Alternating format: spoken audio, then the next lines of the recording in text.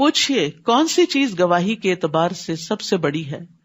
کہہ دیجئے میرے اور تمہارے درمیان اللہ ہی گواہ ہے، اور میری طرف یہ قرآن اس لیے نازل کیا گیا ہے تاکہ میں تمہیں اس کے ذریعے خبردار کروں اور اسے بھی خبردار کروں جسے یہ پہنچ جائے، یعنی جہاں تک یہ جائے سب کے لیے پیغام ہے۔ پوچھئے کیا تم واقعی گواہی دیتے ہو کہ اللہ کے ساتھ دوسرے الہ بھی ہیں؟ کہہ دیجئے میں گواہی نہیں دیتا، کہہ دیجئے بے شک وہ ایک ہی الہ ہے اور میں اس سے بری ذمہ ہوں جسے تم شریک ٹھہراتے ہو۔ وہ لوگ جنہیں ہم نے کتاب دی وہ اس طرح اسے پہچانتے ہیں جیسے وہ اپنے بیٹوں کو پہچانتے ہیں، یعنی نبی صلی اللہ علیہ وسلم کو اپنے بیٹوں جیسا پہچانتے ہیں۔ وہ لوگ جنہوں نے اپنے آپ کو خسارے میں ڈالا سو وہ ایمان نہیں لاتے، یعنی جان کر بھی انجان بن جاتے ہیں، انکار کرتے ہیں۔ تو یہ سراسر خسارے اور نقصان کی بات ہے۔ اور اس سے بڑا ظالم کون ہے جو اللہ پر جھوٹ گھڑ لے یا اس کی آیات کو جھٹلائے؟ بے شک ظالم فلاح نہیں پائیں گے۔ اور جس دن ہم ان سب کو اکٹھا کریں گے پھر ہم ان شرک کرنے والوں سے پوچھیں گے کہاں ہیں تمہارے شریک جن کی خدائی کا تم دعویٰ کرتے تھے؟ پھر اس پر ان کا عذر بس یہی ہوگا کہ وہ کہیں گے قسم اللہ کی جو رب ہے ہمارا، ہم شرک کرنے والے نہ تھے۔ وہاں پھر اپنے ہی عمل کو جھٹلا دیں گے، شرک کا انکار کر دیں گے۔ دیکھیے کس طرح انہوں نے اپنے نفسوں پر جھوٹ بولا اور گم ہو گئے ان سے جو وہ گھڑا کرتے تھے۔ وَمِنْهُمْ مَن يَسْتَمِعُ إِلَيْكَ، اور ان میں سے کوئی وہ ہے جو آپ کی طرف کان لگاتا ہے، یعنی آپ کی باتیں سنتا ہے مگر اچھی نیت سے نہیں، اور ہم نے ان کے دلوں پر پردے ڈال دیے ہیں کہ وہ اسے سمجھ ہی نہ سکیں، اور ان کے کانوں میں بوجھ ہے، اور اگر وہ ہر نشانی دیکھ لیں تب بھی اس پر ایمان نہیں لائیں گے، یہاں تک کہ جب وہ آپ کے پاس آتے ہیں تو آپ سے جھگڑا کرتے ہیں۔ تو جنہوں نے کفر کیا وہ کہتے ہیں یہ تو محض پہلوں کی کہانیاں ہیں، یعنی قرآن ان پہ اثر نہیں کرتا کیونکہ ان کے دلوں پہ پردے پڑ چکے ہوتے ہیں۔ دیکھیے ایک ہی کتاب ہوتی ہے، کچھ لوگ سنتے ہیں دل پگھل جاتے ہیں، زندگیاں بدل جاتی ہیں، اور کچھ لوگ ہوتے ہیں جو بھٹک جاتے ہیں۔ کچھ لوگ اس کے ذریعے عزت پاتے ہیں، کچھ اسی کو چھوڑ کر ذلیل ہوتے ہیں۔ تو اس لیے بہت ضروری ہے کہ ہم اللہ سے توفیق مانگتے رہیں کہ ہمیں وہ اس کتاب کے ذریعے ہدایت دے، ہمارے دلوں کو نرم کرے اور ہماری زندگیوں کو بدل دے۔ اور اس کے لیے بہت ضروری ہے کہ ہم اپنے دلوں کو صاف کرتے رہا کریں، کیونکہ گناہگار دل قرآن کی راز سمجھنے سے عاری ہوتا ہے۔ گناہگار دلوں میں حسد اور بغض اور کینہ اور نفاق بھرے ہوئے دلوں میں قرآن اثر نہیں کرتا، قرآن ان کو سمجھ بھی نہیں آتا۔ اللہ کی نافرمانیاں قرآن کو نہ سمجھنے کا باعث بنتی ہیں، دلوں پہ زنگ لگ جاتا ہے۔ کلا بل ران علی قلوبہم ما کانوا یکسبون، تو انسان کے گناہوں کی وجہ سے دلوں پہ زنگ لگتا ہے، جس کی وجہ سے پھر قرآن اندر نہیں جاتا، اور پھر وہ قرآن پڑھ کر سن کر اس پر اعتراض شروع کر دیتے ہیں، یہ تو پہلوں کی کہانیاں ہیں۔ تو یاد رکھیے اگر دین کی کوئی بات، قرآن کی کوئی آیت سمجھ نہیں آ رہی نا تو استغفار شروع کر دے۔ ہو سکتا ہے کوئی خاص گناہ جو اس سے ملتا جلتا کیا ہو وہ رکاوٹ بنا ہوا ہو اور اللہ کی بات سنک ان نہیں ہو رہی۔ امام ابن تیمیہ کے بارے میں آتا ہے کہ جب انہیں قرآن کی کوئی آیت سمجھ نہیں آتی تھی تو 100 تفاسیر دیکھا کرتے تھے، اور بعض اوقات پھر بھی سمجھ نہیں آتی تھی، پوری طرح شرح صدر نہیں ہوتا تھا، تو بیٹھ کے صرف استغفار پڑھتے رہتے تھے۔ تو اگر ہمیں قرآن سمجھ نہ آئے تو اس راہ میں بھی گناہ حائل ہوتے ہیں، تو اللہ تعالیٰ سے دعا کرنی چاہیے کہ وہ ہمارے سمجھ اور فہم اور فقہ میں اضافہ فرمائے۔ وہ دوسروں کو اس سے روکتے ہیں اور خود بھی اس سے دور رہتے ہیں، کیونکہ سمجھ جو نہیں، پتہ ہی نہیں کہ یہ کیا خزانہ ہے، اور وہ محض اپنے آپ ہی کو ہلاک کر رہے ہیں اور وہ شعور نہیں رکھتے۔ اور اگر آپ انہیں اس وقت دیکھیں جب وہ آگ پر کھڑے کیے جائیں گے تو وہ کہیں گے کاش ہم لوٹا دیے جائیں اور ہم اپنے رب کی آیات کو نہ جھٹلائیں اور ہم مومنوں میں سے ہو جائیں، کاش ہمیں وہ وقت دوبارہ مل جائے کہ ہم اپنی اصلاح کر لیں۔ بلکہ وہ سب ظاہر ہو جائے گا ان کے لیے جو اس سے پہلے وہ چھپاتے تھے، چھپ چھپ کے غلط کام جو کرتے تھے، نیت کی کھوٹ جو رکھتے تھے، اور قرآن سے سیکھنے کی بجائے اس پر اعتراض کرنے کے جو دل میں ارادے رکھتے تھے، تو وہ سب ان کے اندر کے جو جذبات ہوں گے اور خیالات ہوں گے اور ارادے ہوں گے جو لوگوں کے سامنے آ جائیں گے۔ تو اس طرح منافقین پہچانے جائیں گے وہاں، کہ جو اوپر اوپر سے اسلام کا دعویٰ کرتے ہیں مگر اندر سے مسلمانوں کے شدید دشمن ہوتے ہیں. فرمایا اگر وہ دنیا میں لوٹا بھی دیے جائیں تو بھی وہ ضرور وہی کچھ کریں گے جس سے وہ روکے گئے تھے. وہ کہتے ہیں چور چوری سے جاتا ہیرا پھیری سے نہیں، یعنی وہ ان کی عادت میں ان کی شخصیت کا حصہ ہو گیا. اور بے شک وہ یقیناً جھوٹے ہیں، اپنے اس دعوے میں بھی جھوٹے ہیں ہمیں ایک چانس اور مل جائے تو ہم ہدایت پا جائیں گے. دنیا میں اللہ سبحانہ تعالیٰ بندے کو کئی بار چانس دیتے ہیں، کئی مواقع دیتے ہیں، لیکن انسان جب خود آگے نہیں بڑھتا تو وہ اپرچونٹیز چلی جاتی ہیں. اور انہوں نے کہا یہ ہماری دنیا کی زندگی اصل زندگی ہے اور ہم ہرگز اٹھائے جانے والے نہیں. یاد رکھیے اہل مکہ میں بھی کچھ لوگ ایتھیسٹ تھے کہ جو آخرت کو، خدا کو، کسی دین مذہب کو نہیں مانتے تھے. تو وہ کہتے تھے بس یہی زندگی ہے، جینا ہے مرنا ہے، مر کے مٹی ہو جانا ہے، دوبارہ کوئی اٹھنا نہیں، کوئی حساب کتاب نہیں. اور کاش آپ دیکھیں جب وہ اپنے رب کے سامنے کھڑے کیے جائیں گے، یعنی اٹھائے جائیں گے، تو وہ کہے گا کیا یہ حق نہیں؟ اب بتاؤ جو تم کہتے تھے وہ کہاں گئی بات؟ وہ کہیں گے کیوں نہیں، قسم ہے ہمارے رب کی تو بالکل حق ہے. تو وہ کہے گا پس چکھو عذاب بوجہ اس کے جو تم کفر کرتے تھے، جو تم نے انکار کیا. قد خسر الذین کذبوا بلقاء اللہ، یقیناً خسارے میں رہے وہ لوگ جنہوں نے اللہ کی ملاقات کو جھٹلا دیا کہ اللہ کو کوئی حساب نہیں دینا. یہاں تک کہ جب ان کے پاس قیامت کی گھڑی اچانک آ جائے گی وہ کہیں گے ہائے افسوس ہمارا اس پر جو ہم نے اس کے بارے میں کمی کوتاہی کی، اور وہ اپنے بوجھ اپنی پشتوں پر اٹھائے ہوئے ہوں گے. خبردار کتنا برا ہے وہ بوجھ جو وہ اٹھائیں گے. دیکھیے جو لوگ اللہ کو نہیں مانتے، آخرت کو نہیں مانتے، ان کے پاس اس کی کوئی دلیل نہیں ہے، وہ صرف خواہشات ہیں، خیالات ہیں، کچھ باتیں ان کے دل میں اٹک گئی ہیں، کچھ شکوک و شبہات ان کے اندر پیدا کر دیے گئے. لیکن اگر وہ یہ سوچیں کہ دو میں سے ایک چیز یا اللہ ہے یا نہیں، تو سیف سائڈ تو یہی ہے نا کہ مان لیا جائے وہ ہے. لیکن اگر یہ کہتے ہیں ہے نہیں اور وہ سامنے آ گیا تو پھر تو خسارہ ہی خسارہ ہے. تو اللہ کی ملاقات جو ہے قیامت کے دن ہوگی، جب اللہ بندوں سے ملاقات کرے گا. ہم سب کو اس کے حضور حاضر ہونا ہے، اس قیام کی تیاری کرنی چاہیے. اور یہ دنیا میں قیام جو ہے یہ دراصل اس کے آگے کھڑے ہونے کی تیاری ہے. وہ مشقت کا بہت طویل دن ہے جب انسانوں سے حساب لیا جائے گا. وَمَا الْحَيَاةُ الدُّنْيَا إِلَّا لَعِبٌ وَلَهْوٌ وَلَلدَّارُ الْآخِرَةُ خَيْرٌ لِلَّذِينَ يَتَّقُونَ أَفَلَا تَعْقِلُونَ. اور نہیں دنیا کی زندگی مگر ایک کھیل اور تماشا، اور البتہ آخرت کا گھر بہتر ہے ان لوگوں کے لیے جو تقوی اختیار کرتے ہیں. آخرت متقین ہی کے لیے ہے. وَالْعَاقِبَةُ لِلْمُتَّقِينَ جیسے دوسری جگہ فرمایا. کیا پھر تم عقل سے کام نہیں لیتے؟ تو یہاں دنیا کی حقیقت بتائی گئی، اس کو دو لفظوں سے بیان کیا گیا، لعب اور لہو. لعب کہتے ہیں ہر وہ کام جو فائدہ مند نہیں ہوتا، اور لہو ہر وہ کام جس سے انسان غفلت میں پڑ جاتا ہے، یعنی وہ چیزیں جو اللہ کی یاد سے غافل کر دیں. ہمیں دنیا میں رہنا ہے، دنیا کے کام کاج کرنے ہیں، لیکن دنیا کے کاموں میں اتنا محو نہ ہو کہ نمازیں ہی بھول جائیں، اللہ کی یاد ہی بھول جائے، اللہ کی اطاعت کی طرف سے انسان غافل ہو جائے. ابن عباس کہتے ہیں یہ کافر کی زندگی ہے، کیونکہ وہ زندگی کو دھوکے اور باطل کاموں میں گزار دیتا ہے. مومن کی زندگی نیک اعمال پر مشتمل ہوتی ہے، وہ ہر چیز میں آخرت سامنے رکھ کے کرتا ہے کام. یقیناً ہم جانتے ہیں کہ بے شک آپ کو وہ باتیں غمگین کرتی ہیں جو وہ کہتے ہیں، یعنی لوگوں کے اعتراضات، لوگوں کا مذاق اڑانا، یہ سب چیزیں آپ کے دل پہ اثر کرتی ہیں. یہ ایک حقیقت ہے. اگر پیغمبر کے دل پہ اثر کرتی ہیں، غمگین کرتی ہیں ان کو، تو پھر ہم تو عام انسان ہیں.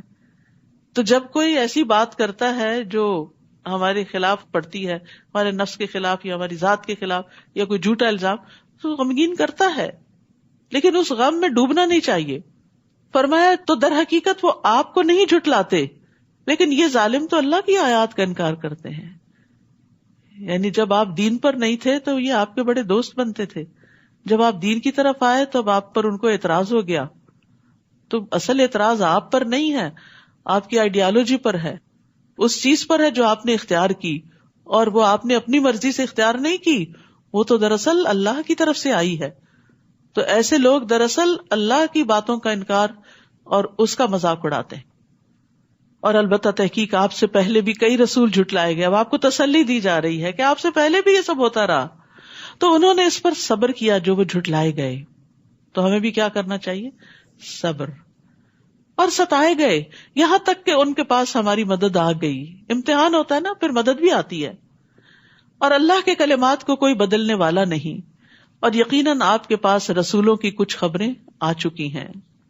یاد رکھیے, افضل ایمان صبر کرنا اور نرمی کرنا ہے.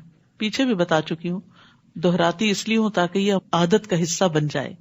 افضل ایمان صبر کرنا اور نرمی کرنا ہے. رسول اللہ صلی اللہ علیہ وسلم نے فرمایا, مدد صبر کے ساتھ ہے. اللہ کی مدد آتی ہے لیکن صبر کرنے والوں کے لیے. ان اللہ مع الصابرین.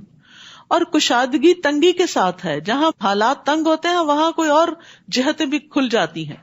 اور بے شک ہر مشکل کے ساتھ ایک آسانی ہے, اور بے شک اسی مشکل کے ساتھ ایک اور آسانی ہے. تو جہاں مشکل آئے وہاں آسانیاں بھی تلاش کریں.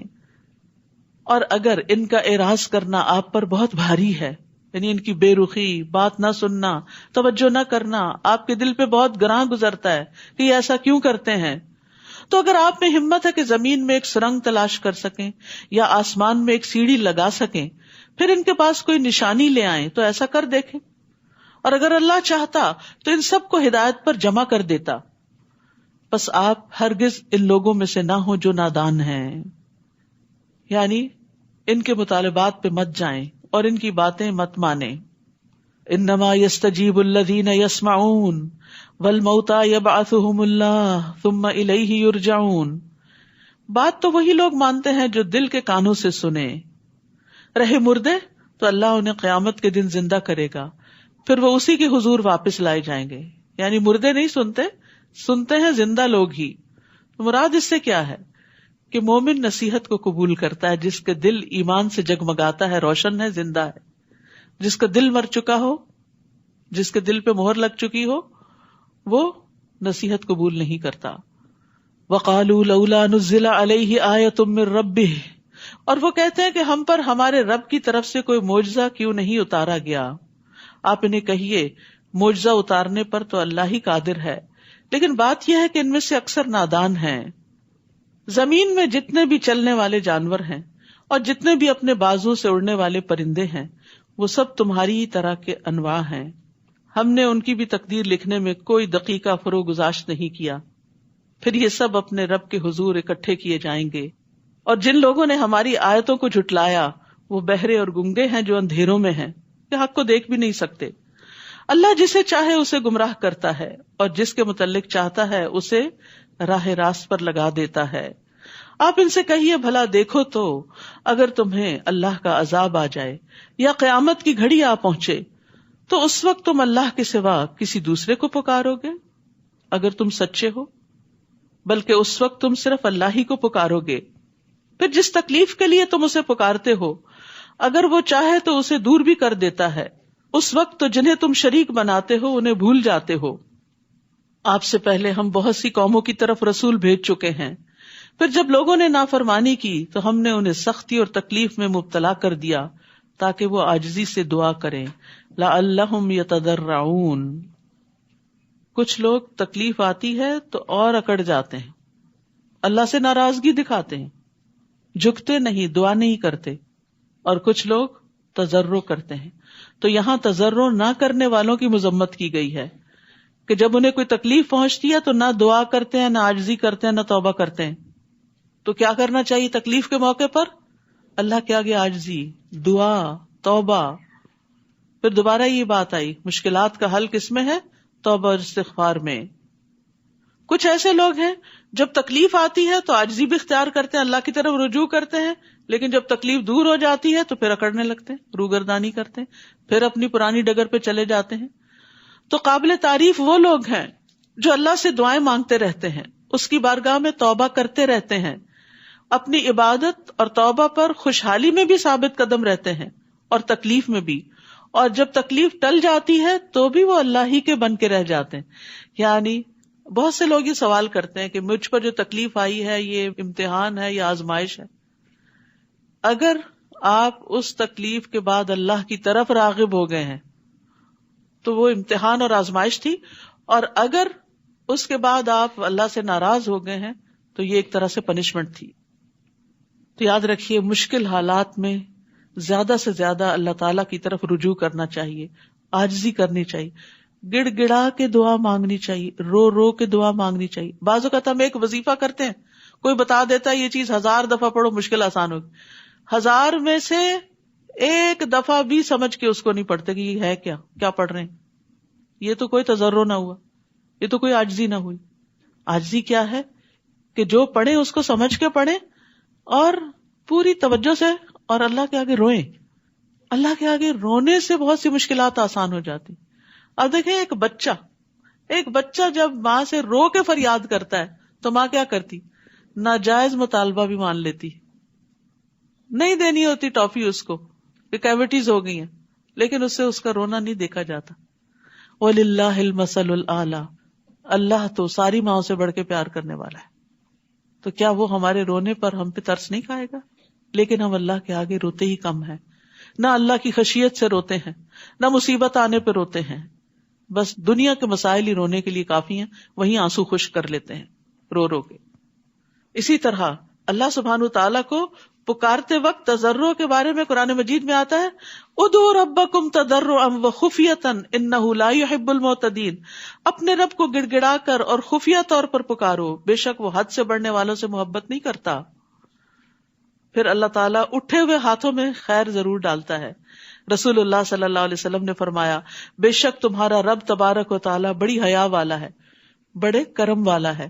اس کو اس بات سے شرم آتی ہے کہ اس کا کوئی بندہ اس کے آگے ہاتھ پھیلائے اور وہ ان کو خالی لوٹا دے، تو خوب اوپر اٹھا کر اللہ سے مانگا کرے کہ یا اللہ تو دے، تو مجھے خالی ہاتھ نہ لوٹا. اور جو بندہ اللہ سے دعا نہیں کرتا اللہ تعالیٰ اس سے ناراض ہو جاتا ہے. تو اس لیے تکلیف آنے پر پلٹ کے اس کی طرف لوٹ کے رو رو کے دعائیں کریں. پھر جب ان پر ہمارا عذاب آیا تو وہ کیوں نہ گڑ گڑائے.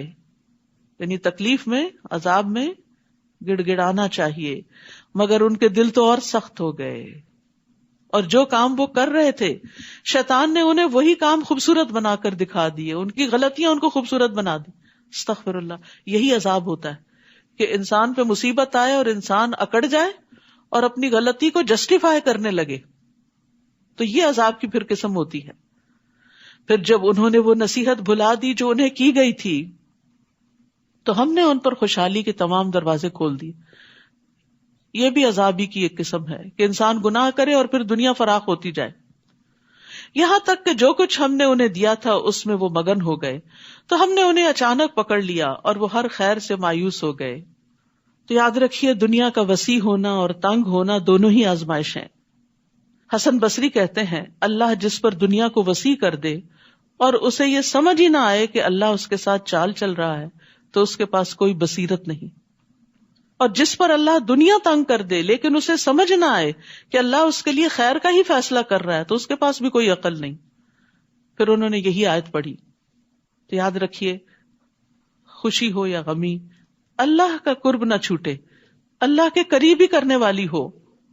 اللہ سے دوری کا باعث جو دنیا ہے وہ ہلاکت کا ذریعہ ہے، اور نافرمانیوں کے باوجود دنیا کا ملنا اللہ کی طرف سے بس مہلت ہے، یہ استدراج ہے.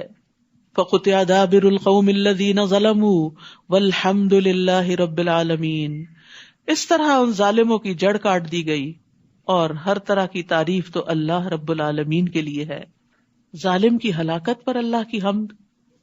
جی ہاں، کیونکہ ظالم کو جب اللہ پکڑ لیتا ہے تو اس میں لوگوں کی اصلاح کا بندوبست ہوتا ہے، لوگ عبرت پکڑتے ہیں، اور یہ عبرت بہت بڑی نعمت ہے اور نعمت کا شکر ادا کرنا واجب ہے. اس لیے ظالموں کے خاتمے پر الحمدللہ پڑھی گئی، کیونکہ گناہگار لوگ جو ہوتے ہیں، ظلم کرنے والے جو ہوتے ہیں، ان کے فساد سے ساری دنیا والے نجات پاتے ہیں. ایک جنازہ رسول اللہ صلی اللہ علیہ وسلم کے پاس سے گزرا تو آپ نے فرمایا مستریح و مستراح منہ. لوگوں نے سوال کیا یا رسول اللہ یہ کیا ہے؟ آپ نے فرمایا مستریح وہ بندہ ہے جو مومن ہے، دنیا کی مشقتوں اور مصیبتوں سے اللہ کی راحت میں آرام پانا چاہتا ہے تو موت اس کے لیے راحت کا باعث بن گئی ہے. اور مستراح منہ وہ بدکار بندہ ہے جس سے اللہ کے بندے اور شہر درخت چوپائے سب آرام پانا چاہتے ہیں کہ شکر ہے ختم ہوا، ہر کوئی چین میں آئے گا. اور ایسا ہوتا ہے نا، بعض لوگوں کی موت پہ زمین آسمان روتے ہیں کہ وہ خیر ہی خیر پھیلانے والا ہوتا ہے، اور بعض لوگوں کی موت پہ سب راحت پاتے ہیں، شکر ادا کرتے ہیں، اپنے بھی پرائے بھی، جہاں وہ رہتا ہے آس پاس کی چیزیں بھی، کیونکہ اس کے گناہوں سے ہر کوئی تنگ ہوتا ہے۔ اللہ تو سب کو ہدایت ہے۔